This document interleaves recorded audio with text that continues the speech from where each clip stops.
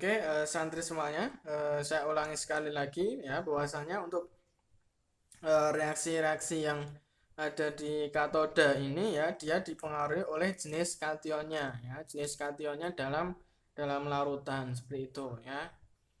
Jenis kationnya dalam larutan. Apabila kation berasal dari golongan 1A, 2A atau LL atau AL ya, aluminium atau Mn ya, maka dia yang tereduksi ya, yang tereduksi adalah air.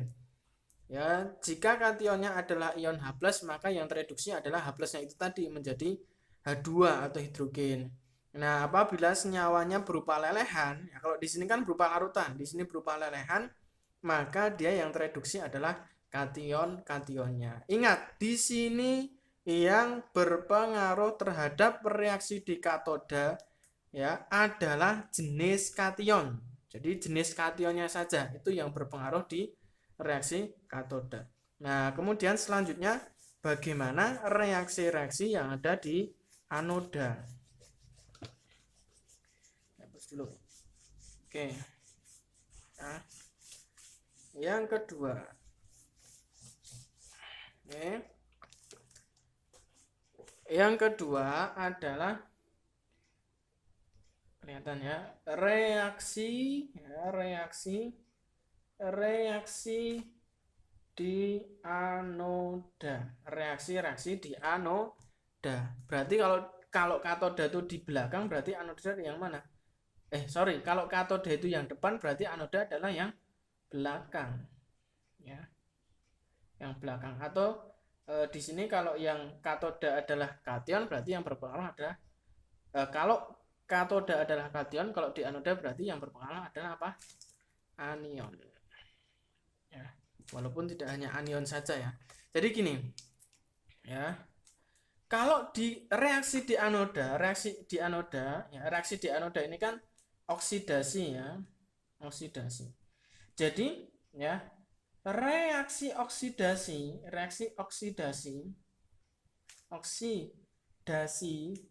di anoda dipengaruhi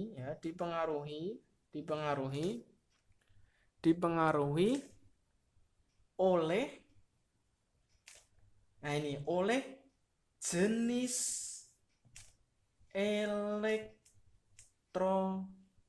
Jenis apa? Jenis elektroda dan jenis anion ya dalam larutan. Ya. Jadi yang pertama yang mempengaruhi reaksi oksidasi di dalam anoda itu adalah jenis elektrodanya ya. Jenis elektrodanya ya. Baru kemudian nanti jenis anion seperti itu ya. Jadi kan kita kan punya reaksi elektrolisis kan gini kan ya. Kemudian di sini ada elektroda kan gitu. Ini ada elektroda kemudian dihubungkan dengan sumber listrik ya, seumpama di sini katoda, misal katoda itu kan muatannya negatif ya. Di sini misal anoda ya, muatannya positif. Nah, ini kan yang kita sebut sebagai elektroda ya. Nah, elektroda di sini ini memiliki jenisnya sebenarnya. Jenisnya elektroda itu ada dua. Yang pertama ya, jenis elektroda itu ada dua, yaitu elektroda inert ya, dan juga elektroda non inert ya. Elektroda inert ya, ini biasa kita sebut sebagai elektroda pasif ya, atau dia tidak ikut bereaksi ya. Di sini elektrodanya itu tidak ikut bereaksi ya. Apa saja elektroda inert itu? Yaitu PT ya. PT itu platinum, C karbon, dan AU itu aurum ya. Jadi elektroda inert ini elektroda pasif, dia tidak ikut bereaksi dalam reaksi elektrolisis ya, terutama di anoda ini dia tidak ikut bereaksi kalau inert ya. Sedangkan elektroda non inert berarti nanti dia berpengaruh terhadap reaksi ya. Biasanya ini disebut juga dengan elektroda aktif. Siapa elektroda non inert ini? Berarti ya selain di atas itu, selain di atas ya, selain di atas itu ya. Jadi reaksi di anoda itu dipengaruhi oleh jenis elektrodanya, apakah dia inert atau dia non inert, baru nanti dipengaruhi oleh jenis anionnya. Nah, kalau di kation ya, di kation ini dia tidak berpengaruh ya. Jenis elektroda tidak berpengaruh. Elektroda tidak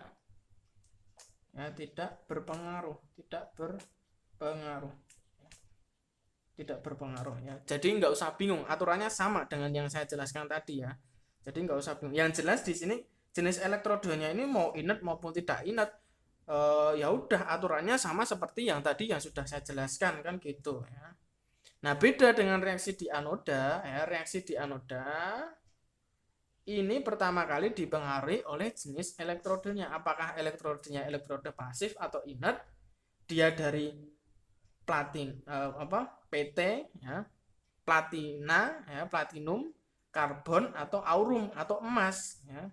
Atau dia elektrodanya itu non inert atau selain ketiga ini ya, kan gitu ya. Seperti itu ya. Jadi dia dipengaruhi oleh jenis elektrodanya terlebih dahulu. Itu reaksi pada anoda. Oke, dieling-eling ya. Dia dipengaruhi oleh jenis elektroda dan jenis anion. Nah, sekarang nih kita akan membahas reaksi anoda, reaksi ini pakai biru aja ya, yang berwarna kelihatan ya. Reaksi oksidasi di anoda pada elektroda inert, yaitu PT CaO, seperti itu ya. Jadi kalau elektrodanya ini ya, ini yang sini ya, ini anodanya ini terbuat dari PT, C atau AU itu bagaimana? Nah, ini ada aturannya. Ya. Aturan yang pertama ya,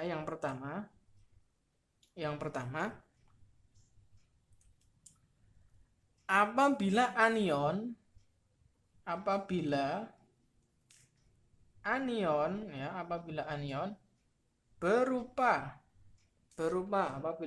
berupa sisa oksida asam. Oksida asam itu bagaimana? Oksida asam itu adalah asam-asam yang mengandung oksigen ya. Asam-asam yang dia mengandung oksigen. Misal H2SO4. Nah, ini kan asam sulfat. Dia mengandung oksida asam ya. Oksida asamnya yaitu SO4 2- kan gitu kan ya.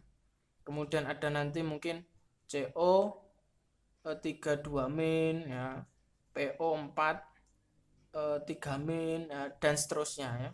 Yaitu kan ada nanti H2CO3 kan kalau di sini kan gitu ya. Ya. Nah, apabila anionnya, ini kan anion ini, anion berupa sisa oksida asam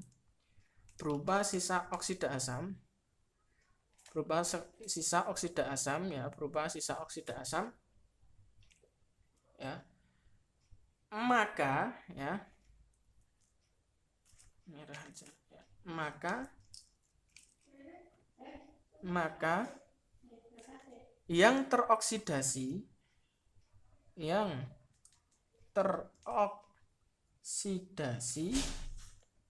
adalah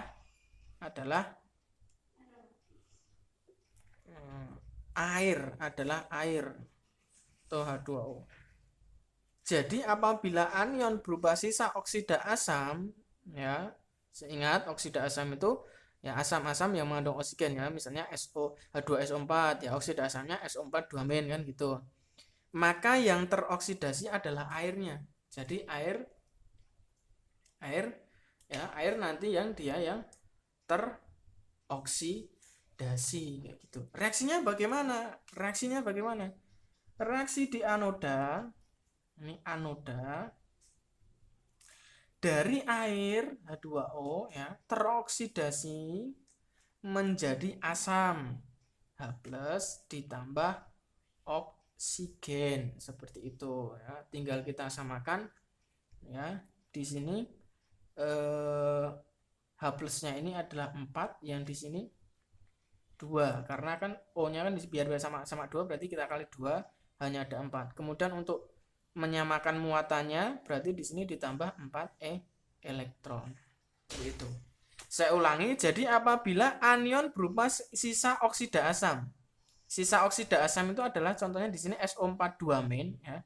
Maka yang teroksidasi adalah siapa? Air ya. Anoda dari air menjadi apa ini? Asam ditambah apa? Oksigen. Ya. Gimana cara mengingatnya? Ya, cara mengingatnya ini kan semuanya huruf apa ini? Huruf vokal kan? A dan O diawali dengan huruf vokal. Anoda, asam, oksigen. Berarti kalau anoda ini berarti dia apa? Hurufnya huruf vokal ya, atau kita singkat sebagai apa nih? AAO ya, AAO. AAO. Ya, jadi apabila nanti yang anionnya berupa sisa oksida asam, kemudian elektrodenya adalah elektrode inert, ingat ini ada catatan lagi, elektrode inert, maka yang teroksidasi adalah air ya. Vokal ya, AAO, anoda, air ya, air menjadi asam ditambah oksigen seperti itu ya. Itu yang pertama ya. Kemudian ya, yang kedua ya,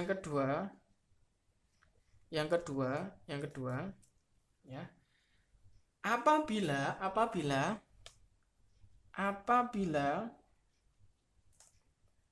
anion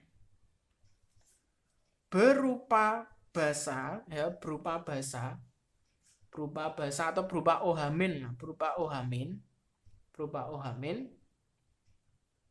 ya, maka ya, ini misal NaOH ya, misal NaOH kan gitu kan, MgOH2 kan gitu ya, dia nanti kan ini jadi Na+ sama OH- ya. Apabila anion berupa OH- ya, maka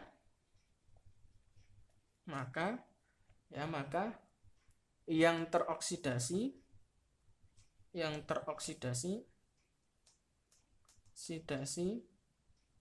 adalah siapa? Adalah OH-nya itu sendiri ya, OH-nya itu sendiri ya. OH-nya itu sendiri ya. Jadi nanti reaksinya dari anoda ya, anoda masih kelihatan ya, anoda ya, dari OH- ya menjadi 2H2O ya, 2H2O ditambah oksigen tambah 4 elektron. Ini nanti kita samakan menjadi 4 OH- seperti itu ya. Nah, kalau ini dihafal, ini kebalikannya yang reaksi tadi ya, yang reaksi di katoda tadi, ini dihafal ya. Jadi apabila anion berupa OH- dengan elektrode tadi apa? Saya kembalikan lagi, dengan elektrode inert ya, maka yang teroksidasi adalah OH-nya. Dari OH- basa menjadi air dan juga apa? Oksigen seperti itu ya. Itu ya. Ini yang kedua. Nah, yang ketiga ini saya hapus dulu ya yang ada di sini. karena nggak cukup ya, ini saya hapus. Yang ketiga ya, yang ketiga ini karena judul awalnya jadi nggak saya hapus ya. Yang ketiga ini masih pada pembahasan elektrode inert ya, masih pembahasan pada elektrode inert. Kalian catat loh ya. Yang ketiga kelihatan ya, yang ketiga ya. Apabila ini masih inert ya, ini masih inert, ingat ini masih inert ya. Apabila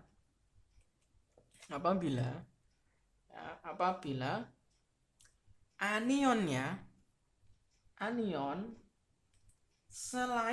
selain poin pertama dan poin kedua ya, selain poin pertama dan kedua, artinya bukan oksida asam dan juga bukan OH- kan gitu ya, maka yang teroksidasi adalah anionnya. Adalah siapa? Anionnya adalah anionnya ya, atau anion itu sendiri kan gitu. Misal kita punya larutan NaCl kan gitu. NaCl elektrodenya inert kan, ingat elektrodenya inert, ini kan menjadi Na+ dan juga Cl-. Cl- ini kan anion, Cl- ini bukan oksida asam dan juga bukan OH- ya, maka apabila elektrodenya inert berarti yang teroksidasi di anoda itu adalah anionnya. Berarti nanti reaksinya ya, di anoda ini berarti dari Cl-.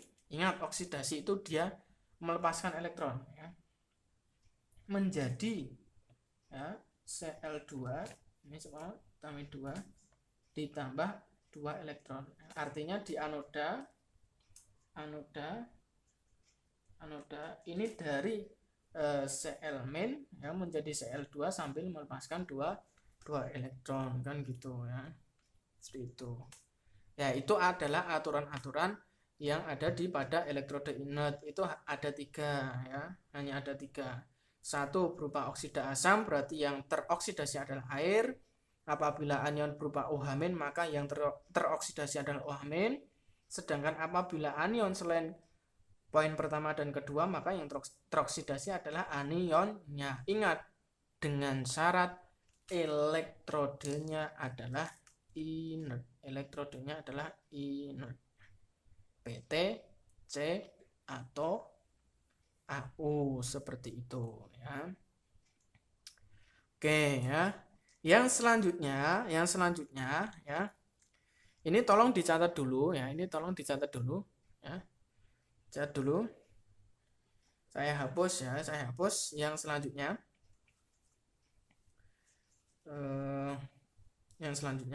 Ini saya hapus semua ya. Yang selanjutnya yaitu reaksi oksidasi di anoda pada elektrode non-inert. Ya, non-inert. Saya hapus ya. Ini saya hapus.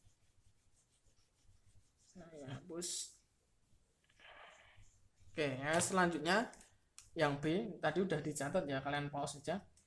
Reaksi oksidasi di anoda pada elektrode non-inert. Non-inert itu berarti elektrodenya selain apa? Ya selain PT, C, dan AU kan gitu. Selain PT, C, dan AU. Ini saya hapus ya. Bagaimana reaksi oksidasinya di anoda ketika elektrodenya itu non-inert atau dia tidak inert ya, bagaimana ya? Itu juga ada aturannya ya. Aturannya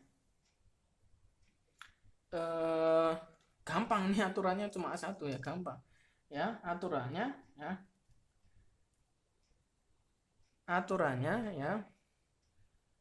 apabila apabila ya anoda apabila elektroda pada anoda terbuat dari ya misal unsur atau logam ya, unsur non inert ya, maka apa aja nih? Maka yang teroksidasi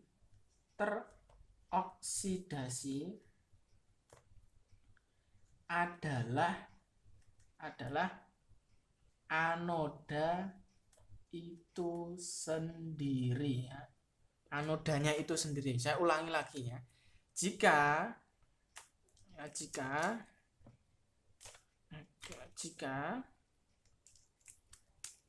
saya ulangi, jika reaksi jika di anoda ini ya elektrodenya terbuat dari unsur non inert ya, non inert berarti selain PT, C dan AU ya, maka yang teroksidasi itu adalah siapa? Anodanya itu sendiri ya, anodanya itu sendiri. Misalnya ada larutan elektrolisis Zn SO4, elektrode seumpama Ag gitu ya, elektrodenya Ag. Ag ini kan dia non inert ya, dia kan selain PT, C dan AU gitu kan. Kalau tadi inert ya berarti nanti dipengaruhi oleh ya ini SO4 2 mainnya ya, anionnya ini kan nanti dia kalau terionkan jadi Zn2+ dan juga apa? SO4 2 main ya. Kalau dia inert nanti berarti berpengaruhnya yang ini ya. Nanti yang tadi di poin pertama mengenai oksida asam tadi ya. Nah, sedangkan di sini elektrodenya Ag, berarti dia elektrodenya adalah non inert. Maka yang bereaksi adalah anodanya itu sendiri. Maka nanti reaksi di mana di anoda itu gini, anoda reaksinya adalah dari Ag. Ingat ya, oksidasi di anoda, oksidasi itu melepaskan tuh elektronnya di kanan menjadi Ag+ ditambah elektron seperti itu. Ini oksidasi ya, melepaskan elektron. Ya. Jadi apabila elektroda pada anoda itu adalah non inert ya, selain PT, C dan AU ya, berarti yang teroksidasi adalah anion itu yang teroksidasi adalah anodanya itu sendiri ya. Contohnya di sini larutan ZnSO4 ini kita elektrolisis dengan elektroda Ag, berarti yang teroksidasi apa? Ya Ag-nya itu. Ingat, oksidasi melepaskan elektron seperti itu ya. Oke, sekarang contoh soal ya. Contoh soalnya nih, seumpama kita elektrolisis ya, larutan NaCl ya, elektrodenya PT, seumpama elektrode PT, elektrodenya adalah PT ini inert atau non inert tadi ya, ini inert atau non inert? Inert kan gitu, inert.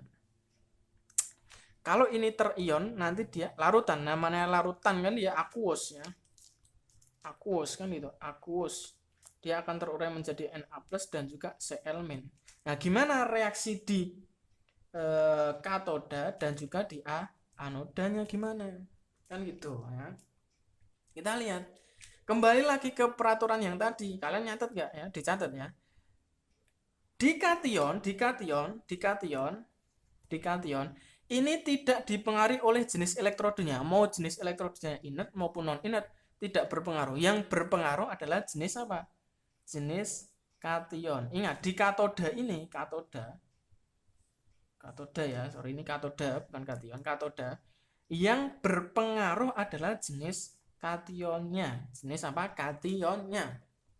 Ya. Kationnya Na+ ini berarti dia golongan 1A. Berarti siapa? Yang tereduksi siapa kalau 1A? Yang tereduksi adalah air. Yang tereduksi adalah air. Ya, dari H2O menjadi apa? Konsonan, berarti KBH, konsonan. Katoda air menjadi KBH, air.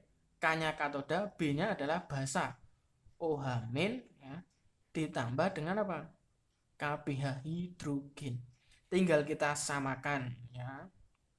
Tinggal kita samakan ya. Di sini nanti di sini ada OH-nya ada 2 ya, di sini 2. Kan gitu ya. Di sini kan ada 4 hidrogen, berarti kita kali 2 ya, O-nya sudah setara. Ya, ditambah di sini biar muatannya sama, yaitu ditambah berapa nih? Ditambah, sorry, yang ditambah bukan di kanan ya, tapi di kiri. Aduh, enggak muat nih. Ditambah 2 elektron. Ditambah 2 elektron ya, kan gitu. Ini saya kecilin ya. Tambah 2 elektron menjadikan gitu kan ya. Di atasnya adalah dari NaCl menjadi Na+ ditambah Cl- kan gitu ya. Kemudian reaksi di anoda ini dipengaruhi oleh jenis elektrodenya inert atau dia non inert. Nah, kebetulan di sini elektrodenya inert ya. Kalau elektrodenya inert kan tadi ada 3 aturan. Yang pertama oksida asam. Ketika oksida asam, maka yang teroksidasi ini kan oksidasi ya, yang di sini apa? Reduksi ya. Jika anionnya berasal dari oksida asam, berarti yang teroksidasi adalah apa? Air. Jika anionnya OH- berarti yang teroksidasi siapa? OH-. Nah, ini OH- atau oksida asam atau bukan? Bukan ya, ini Cl-. Berarti ya ada aturan yang ketiga. Apabila selain oksida asam dan juga selain OH- ya, maka yang teroksidasi adalah anionnya ya. Berarti di sini ya Cl- ya akan melepaskan dia kan kalau oksidasi kan melepaskan elektron ya, menjadi Cl2 sambil melepaskan 2 elektron ya, ini 2 kayak gitu, seperti itu ya. Jadi reaksi di katoda seperti ini, reaksi di anoda seperti ini ya, udah ini seperti itu ya, gitu. Oke ya. Ya, ini bisa aja kalau kita tambahkan ya, kita tambahkan semuanya ini seumpama. Kita tambahkan semuanya, bagaimana reaksinya ini? Kalau kita tambahkan semuanya, ini 2 elektron ini saling meniadakan ya, 2 elektron, 2 elektron kan gitu ya. Kemudian biar sama, Cl-nya sama, ini kita kali 2, soalnya kita kali 2, berarti menjadi 2 NaCl, 2 Na+, 2 Cl-. Ini juga saling meniadakan kan gitu ya.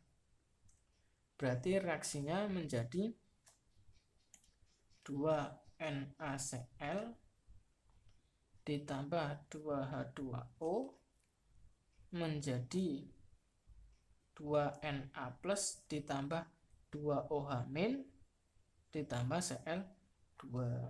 2 Na+ tambah 2 OH- ini menjadi 2 NaOH. Seperti itu ya. Oke, gini. Oke. Ya, coba latihannya nih, soal latihannya ya. Sementara ini dulu biar kalian catat, diulang-ulang lagi videonya, di pause-pause ya soal latihan. Kalau nggak bisa ya tanya, chat aja Ustadzah Lisa atau Ustadz Suryanto ya soal latihannya. Apa ya? Coba nih tulis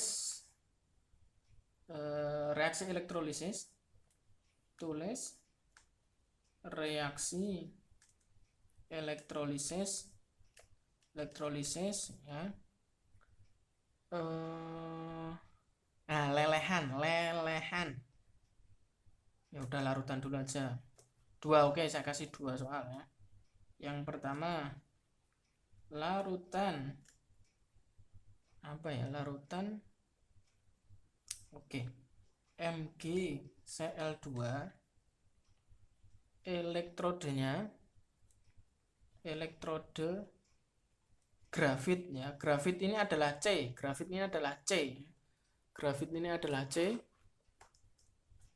Ini kelihatan nggak? Oke, nggak kelihatan ya. Oke, grafit ini adalah C. Kemudian yang kedua, tulislah reaksi elektrolisis lelehan MgCl2 elektrodenya sama grafit. Dah, sama-sama ingat semuanya. Coba kalian tuliskan reaksinya, cukup aja, nggak usah dijumlahkan apa. Cukup reaksi di katoda dan anoda kalian tuliskan, kalian fotokan, kalian upload gitu ya. Paham? Oke, mungkin untuk pertemuan kali ini cukup itu saja dulu ya. Insya Allah nanti akan kita lanjutkan di pembahasan selanjutnya. Mungkin kita akan membahas hukum-hukum Faraday, dan mungkin nanti kalau saya sempat akan saya kasihkan beberapa pembahasan mengenai soal-soal larutan elektrolisis. Mungkin itu saja ya. Silahkan jangan takut bertanya, bisa chatting Ustazah Lisa untuk bagi yang santriwati, dan juga santriwan nanti bisa ke saya atau Ustadz Suryanto ya. Kalau santriwan ya boleh aja nanti chatting ke Ustazah Lisanya, nggak apa-apa. Oke, dari saya sekian. Bila taufik walhidayah. Wassalamualaikum warahmatullahi wabarakatuh.